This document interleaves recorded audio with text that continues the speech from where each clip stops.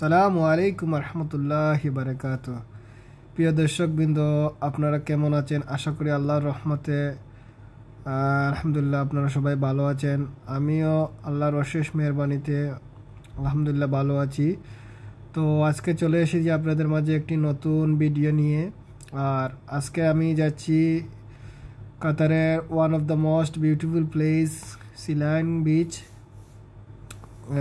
এটা কাতারের দোহা থেকে প্রায় 76 কিলোমিটার।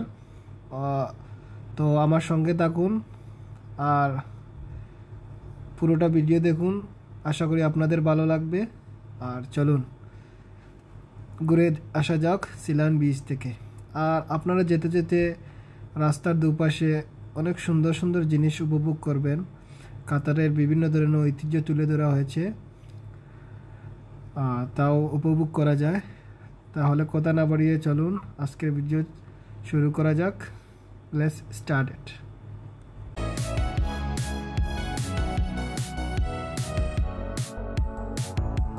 অনেকটা জার্নি করে আমরা চলে এসেছি আমাদের গন্তব্যস্থানে। আর আমরা গাড়ি থেকে নেমে সকালের নাস্তা নিয়ে চলে যাচ্ছি আমাদের সেই গন্তব্যস্থানে। আর আসলে দৃশ্যটা অনেক ভালো লাগে দেখতে কাছ থেকে।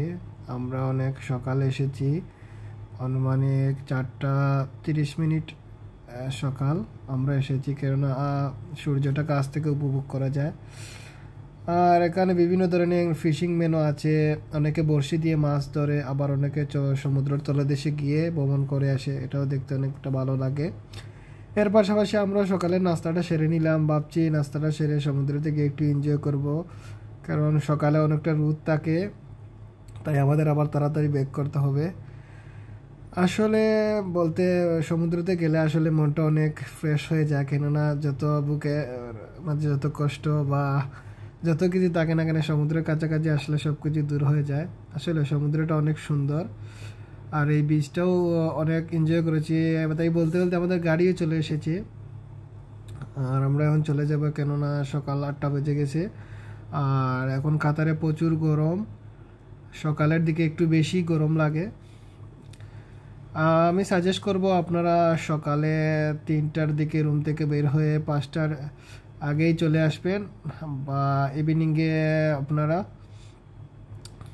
বা বিকালবেলা আসতে পারেন, সন্ধ্যার সময় এনজয় করতে পারেন। এটা একটা বেস্ট টাইম হতে পারে। তো সব মিলে জায়গাটাও অনেক ভালো ছিল।